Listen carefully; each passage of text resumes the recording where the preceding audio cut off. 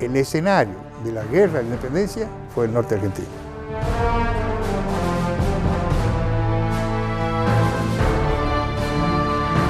¿Qué significa la guerra? La guerra es un catalizador de identidades.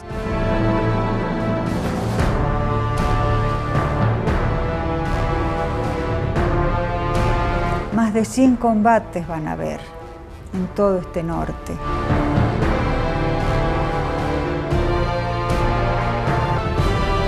La fuerza realista está en el Perú, la fuerza revolucionaria está en Buenos Aires, el eje de la guerra está en el Alto Perú, en este suelo, Salta, Jujuy.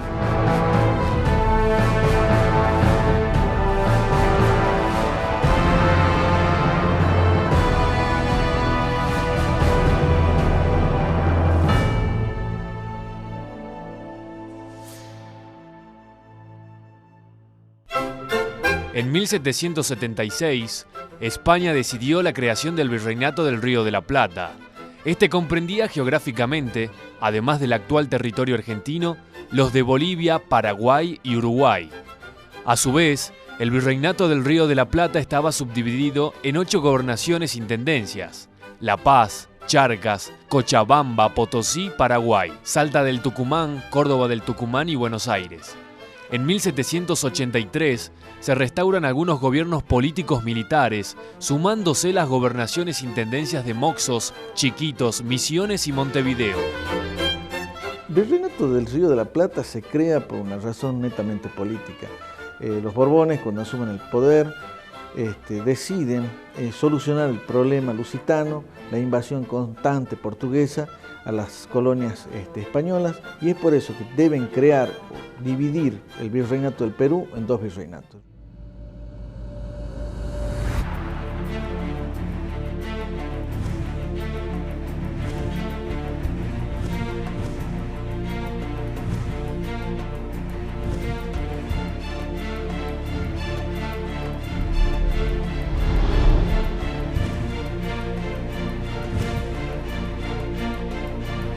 Estos primeros meses después del 25 son terriblemente decisivos. Y sabedores de que son terriblemente decisivos, ¿qué es lo que van a hacer los de la Junta?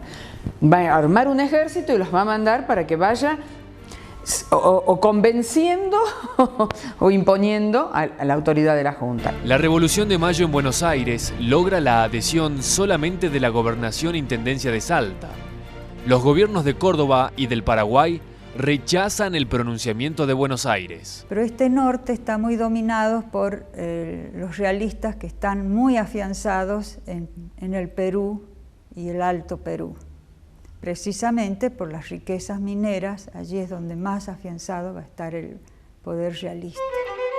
Con el propósito de llevar la independencia a todos los pueblos del virreinato, Buenos Aires envía la primera expedición al Alto Perú a cargo de Balcarce y Castelli, quienes a su paso por Córdoba debían derrocar la oposición encabezada por el ex virrey Liniers. Armar un ejército y llegar a Córdoba y a los contrarrevolucionarios, entre los cuales está Liniers, fusilarlos, es comenzar a ponerle sangre, digamos, al proceso que entra en un camino irreversible.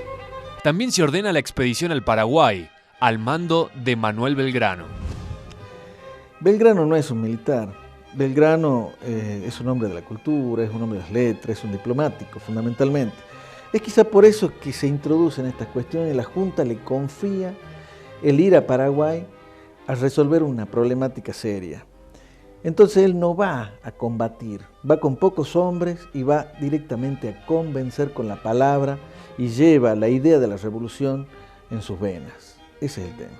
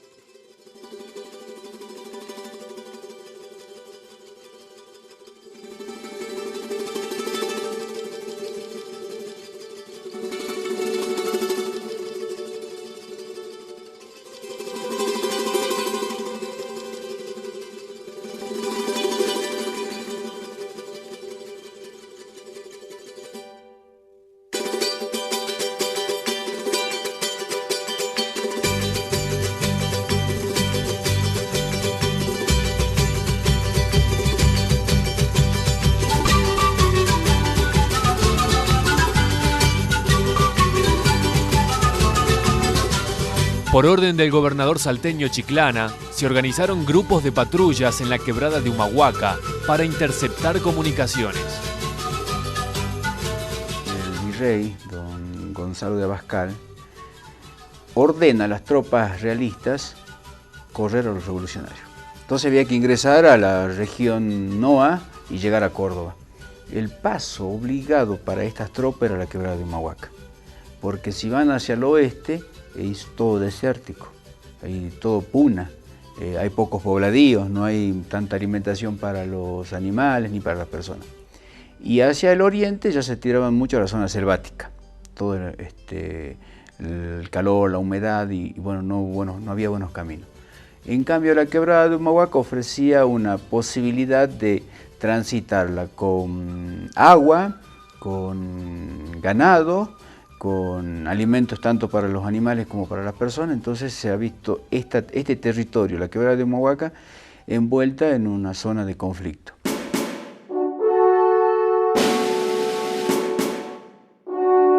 En septiembre, el joven capitán Güemes es incorporado al ejército patriota que sigue su avanzada hasta Cotagaita para retroceder y lograr la primera victoria patriota en Suipacha. Pero acá tenemos la inexperiencia de Balcarce, que soberbiamente ataca. Y por supuesto es ampliamente rechazado y retrocede. Córdoba decide perseguirlo, pero al otro día, despacio, menospreciándolo. Cuando llega a Suipacha, lo que no sabe que ahí está Güemes. Aparecen detrás del recodo del cerro, Güemes con los jinetes, y se arma el desbande de los realistas. En un ratito se decidió la batalla y por supuesto fueron diezmados los españoles y los pocos que quedaron corrieron hacia el norte y bueno, y llegaron en su escapada, llegaron hasta el otro lado del río Desaguadero, hasta los límites del propio virreinato. El triunfo de Suipacha es no solamente el primer triunfo argentino en las armas, sino también es el triunfo de Güemes, que desgraciadamente no fue reconocido.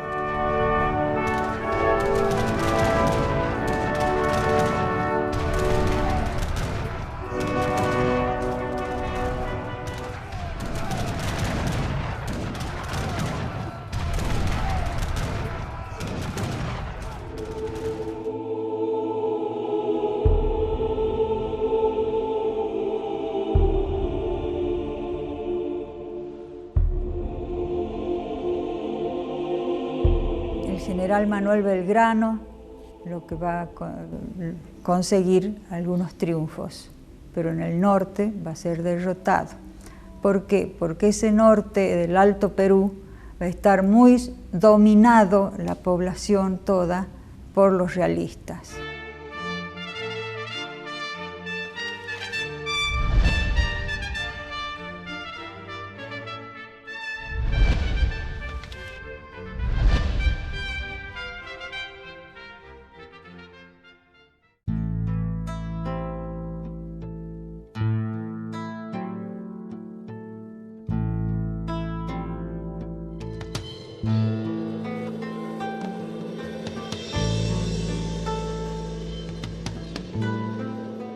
El general Belgrano, al llegar al norte, se da cuenta de su inferioridad de condiciones ante el general Pío Tristán, que venía avanzando, y decide realizar algo que es extraordinario, el éxodo jujeño.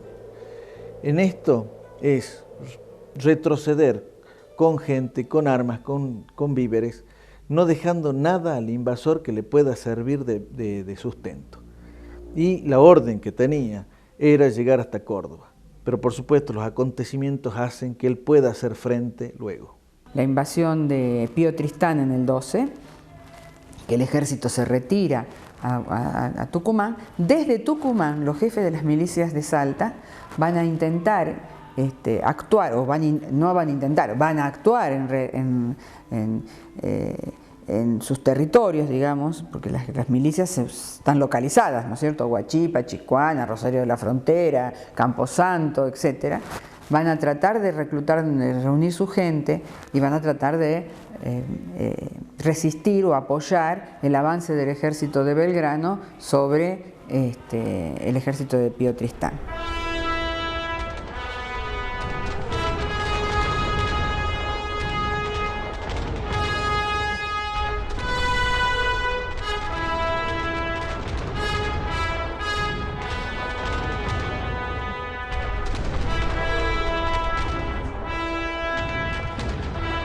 La batalla de Tucumán no fue un combate contundente, no fue una batalla decisiva, es así que Pío Tristán retrocede hasta Salta casi bien armado con su ejército y Belgrano lo venía persiguiendo.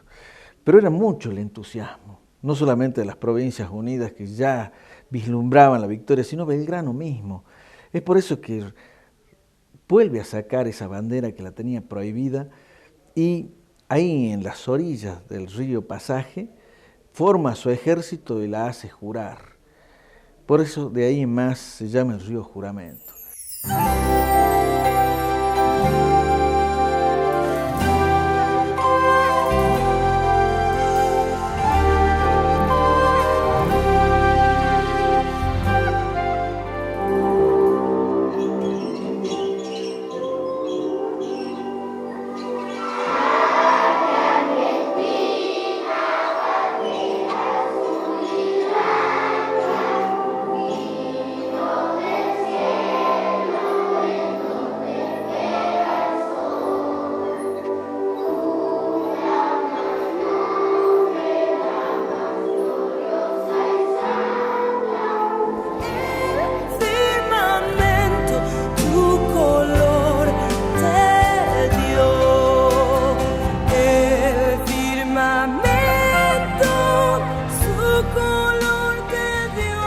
Después de la batalla de Tucumán, las tropas realistas al mando de Pío Tristán se establecen en Salta, donde son derrotados por el ejército auxiliar el 20 de febrero de 1813.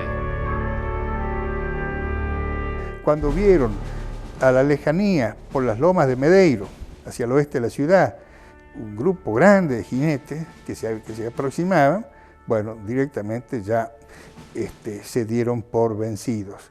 Este grupo grande de jinetes había resultado ser doña Martina Silva de Gurruchaga, que venía con un montón de señoras, de damas salteñas y además un montón de agricultores y campesinos que iban incorporando a su paso. Esa llegada de sorpresa colabora muchísimo para el triunfo de la batalla de Salta por parte de los patriotas. Por ello, Belgrano la designa a Martina Silva como capitana del Ejército del Norte. Si todos los corazones americanos son como el suyo, el triunfo será fácil. Gracias, general. Gracias también a estos valientes campesinos. Hemos conseguido otra victoria para la patria.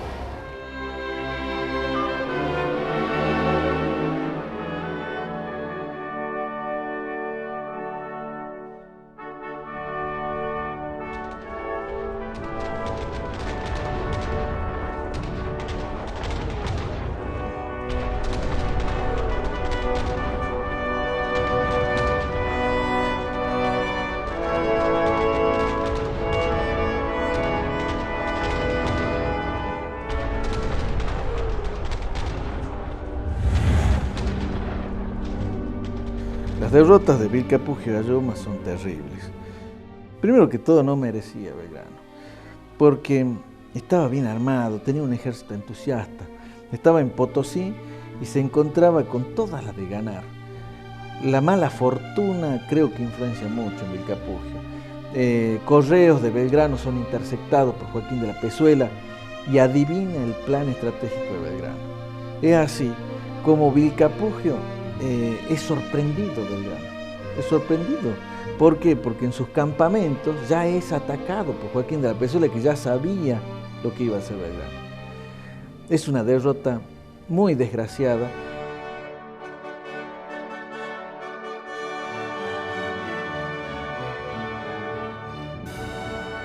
Hemos vivido tiempos difíciles, la derrota de Vilcapugio en Ayohuma, pero aún tenemos esperanza. Si derrotamos a los godos en San Lorenzo, podremos hacerlo aquí. Significaron la derrota del ejército de Belgrano, el ejército del norte, en pleno ascenso, digamos, de reconquistar el Alto Perú.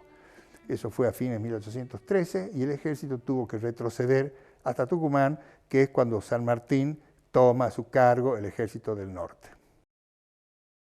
Gracias por su ayuda, amigo. Nos será posible desarrollar la estrategia necesaria para lograr la independencia de toda nuestra patria grande.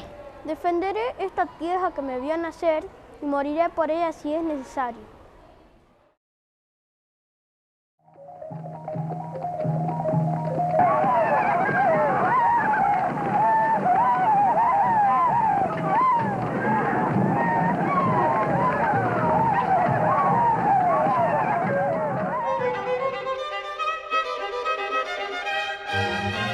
Junio, La Merced, El Bañado, Sumalao, El Carril, Río del Valle, Orán, Yavi, Pitos, Monterrico, Anta, Santa Victoria. Julio, Hornillos, Monterrico y 2 veces Salta. Agosto, Jujuy, Yavi. Septiembre, La Quiaca, Humahuaca, Casabindo, Yavi. Octubre, La Quiaca. Noviembre, Hornillos, Guacalera, Humahuaca, Casabindo, Yavi. Ha comenzado la Guerra Gaucha. San Martín designa a Güemes comandante de la vanguardia del Ejército del Norte y lo asciende a teniente coronel. Poco tiempo después, San Martín cae enfermo, renunciando a la jefatura del ejército, quedando bajo el mando interino del coronel Fernández de la Cruz hasta ser designado Rondó. Güemes apurará la formación de milicias por todo el territorio y obligará a replegarse al ejército español, logrando despejar el camino hacia el Alto Perú. En abril de 1815 baja desde Tupiza una fuerza bastante importante, española, la que es enfrentada por el ejército saltojujeño, por las fuerzas saltojujeñas de Güemes, en el puesto de Marqués. Eso fue el 15 de abril de 1815. Después de la batalla de Puesto de Marqués, los realistas retrocedieron hasta Cochabamba. Entre sus filas se registraron 120 muertos y 122 heridos y prisioneros. Se capturó todo el armamento y solo pudo escapar el capitán realista Valle con 12 soldados. Pero lo que hay que rescatar, lo que hay que destacar de este asunto de Puesto del Marqués es que eso le costó a Güemes la separación del ejército, porque habían muchos celos y muchas envidias por parte de algunos oficiales españoles, especialmente de Martín Rodríguez. Y fue despedido del ejército y volvió Güemes a Salta, en donde fue elegido gobernador. Ahí fue elegido gobernador. Entró a Salta y el mismo día que llegó a Salta se reunió todo Salta y lo eligieron gobernador. Y es la primera designación democrática en nuestro país, porque lo designa el Cabildo, que era la representación de la sociedad criolla, y afuera está toda la población aplaudiendo la medida. El ejército auxiliar del Alto Perú permanecerá inactivo en Potosí por 4 meses y luego de las derrotas de Venta y Media y Sipe-Sipe comenzará su descenso.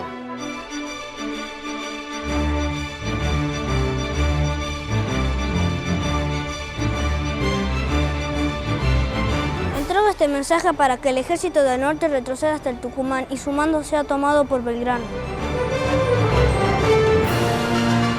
Reunidos en el fuerte de Cobos, Pueyrredón encomienda a Martín Miguel de Güemes la defensa de las provincias del norte y la protección del ejército auxiliar estacionado en Tucumán.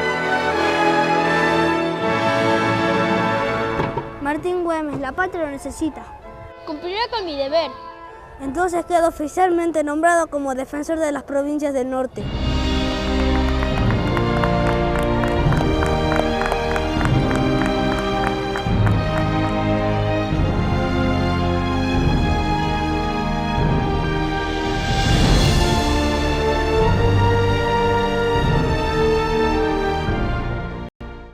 Güemes organizará un ejército de milicias de 6.000 hombres operando en escuadrones distribuidos, de San Antonio de los Cobres a Orán y desde Yavi hasta el río Pasaje.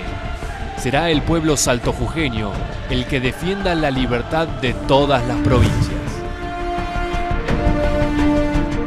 Güemes organiza sus milicias para ataques sorpresivos, pero no solamente ataques sorpresivos, sino ataques instantáneos y simultáneos en diferentes lugares.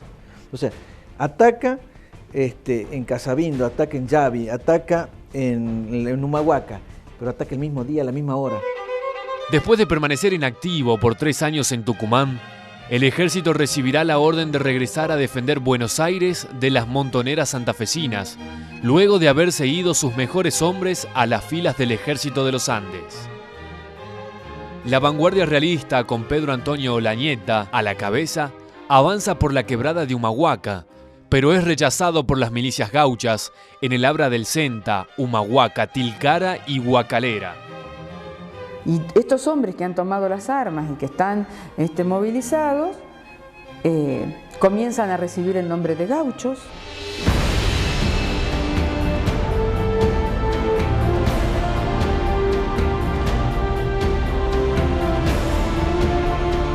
A partir de ese momento, gaucho es el miliciano.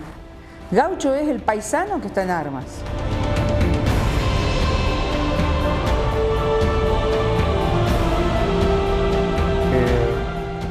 En agosto-septiembre de ese año, 1816, había llegado a las costas peruanas el famoso mariscal de la Serna, español, vencedor de las tropas de Napoleón, con otros cuerpos vencedoras de las tropas de Napoleón en España, y que venían a darle un corte al asunto de la guerra de la independencia nuestra por el norte.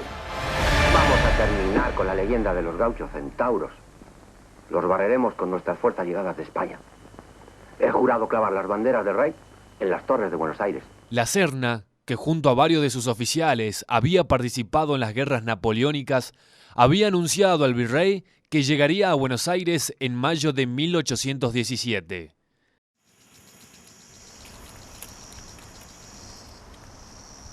Es lo mejor que vayamos para la frontera. Para.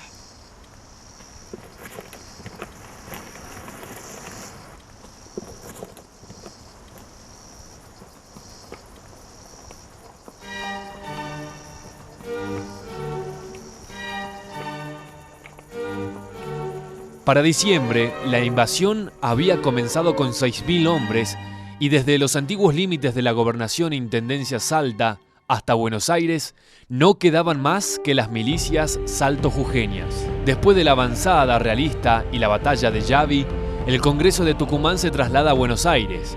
La vanguardia realista avanza por Rinconada, Quebrada del Toro, San Antonio de los Cobres y Humahuaca.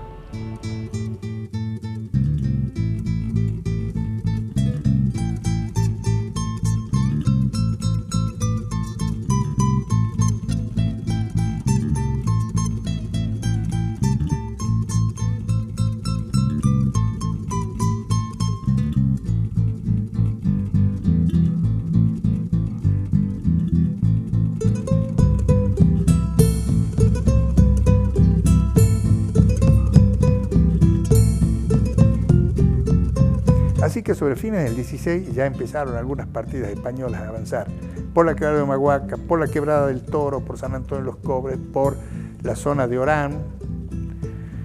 Todas esas fueron enfrentadas también por las partidas gauchas.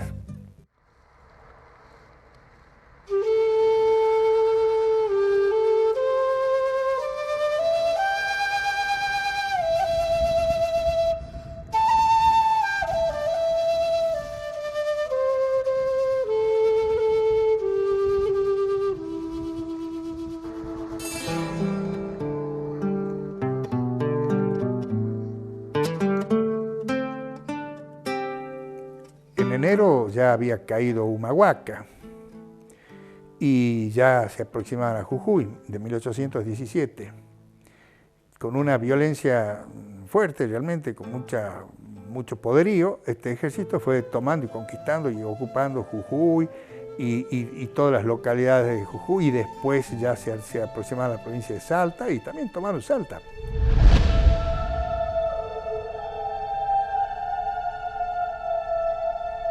Güemes había retirado hacia el sur sus fuerzas, había organizado su campamento, su campamento principal en el sur, en la zona del Bañado.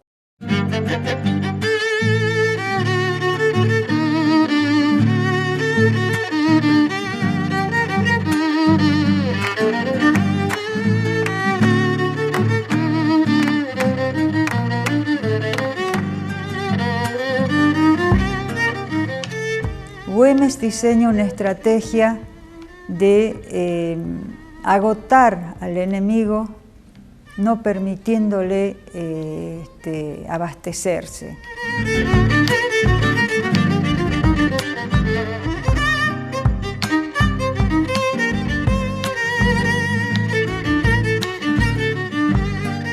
Cada vez que alguna partida española salía de la ciudad a buscar algunos menesteres para las tropas, eran atacadas por las partidas de gauchos.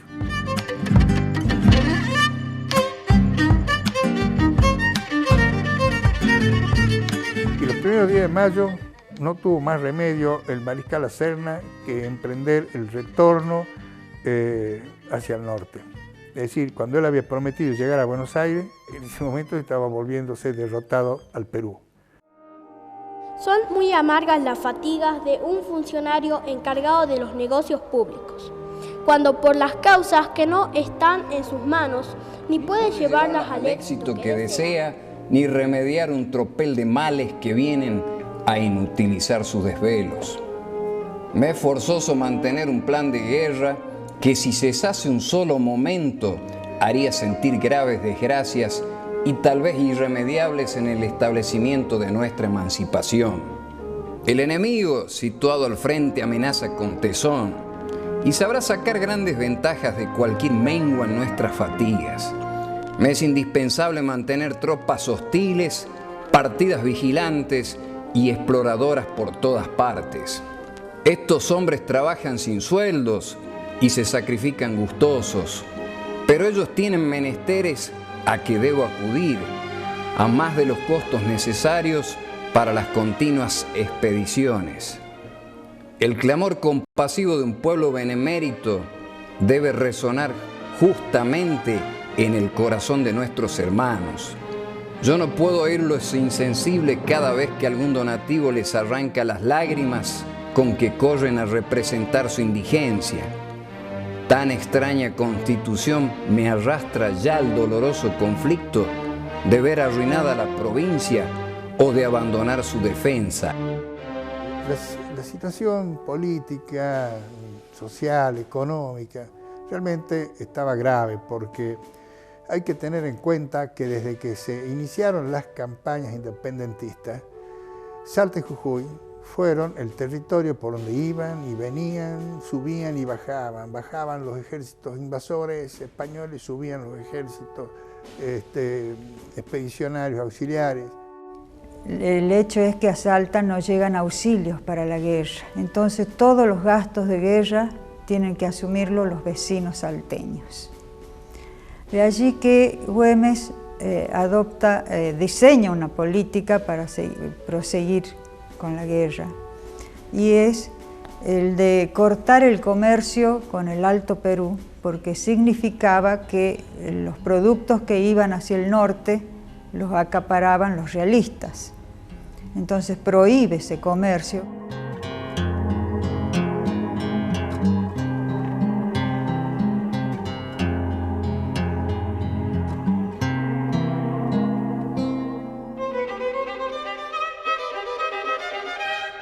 Acordando con San Martín, Güemes comienza a ofrecer cada vez menos resistencia al ejército realista, con la intención de alejarlo lo más posible del Perú ante la inminente invasión patriota. Güemes establecerá su cuartel general en el Potrero de Díaz, dejando al río Pasaje como último límite para la marcha realista.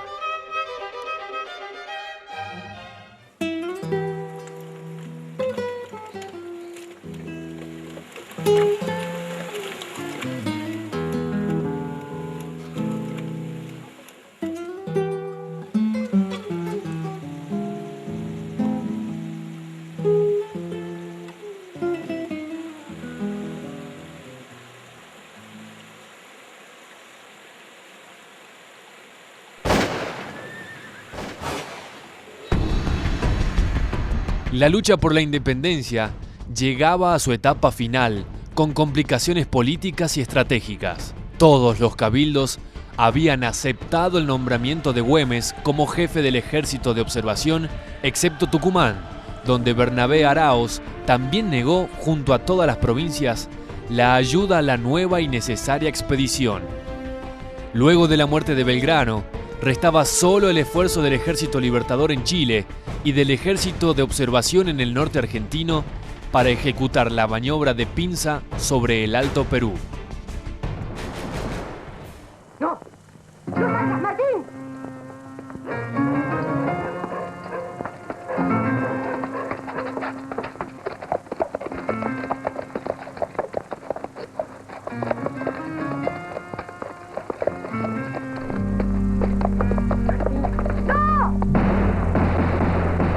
La caída de Güemes no solo representa la muerte de un ejemplo de americano y argentino, también representa el sacrificio de toda una tierra que se alzó en pos de la emancipación, en pos de una América libre y con la vista clavada en un futuro de libertad e igualdad. En el norte de nuestro país se desarrollaron 159 combates, la gran mayoría de ellos frenando y reteniendo la invasión, resistiendo, haciendo de nuestras tierras del norte un punto estratégico esencial para nuestra liberación. Nunca acepté ni aceptaré ayuda del enemigo. Hemos defendido esta tierra por muchos años y sé que seguiré defendiendo pasado este día. Güemes es un militar de carrera, no un caudillo. Es por eso que San Martín lo elige a él. Me he propuesto a mirar mi parque exhausto de municiones y útiles de pelea como si abundasen ellos. La ayuda casi nunca ha llegado. Ya muerto, él vive a través de sus capitanes que cumplen sus órdenes y el ejército realista es derrotado definitivamente y se retira. Me voy en esta tierra que me vio luchar por ella, que nos vio luchar por ella. La gesta güemesiana es una gesta muy particular. ¿Por qué? Porque es la gesta del pueblo, es la gesta de los gauchos, es la gesta de la gente humilde. Porque Güemes no es Güemes solamente, es Güemes y sus gauchos. No importan las adversidades, porque morir por la patria es gloria.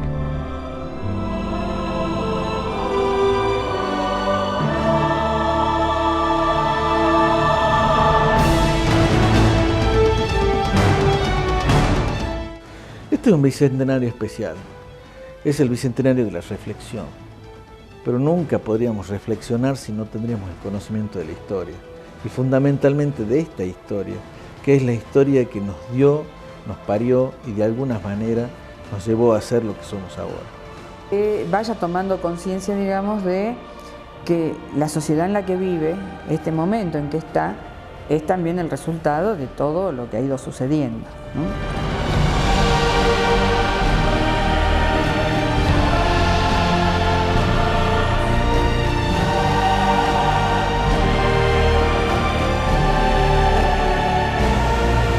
Yo creo que si los argentinos supiéramos la calidad de persona que ha sido el general Güemes, tendríamos un ejemplo, una figura ejemplar que nos haría sentir orgullosos como argentinos y mejorar nuestras calidades individuales a la luz del ejemplo que nos puede dar el general Güemes.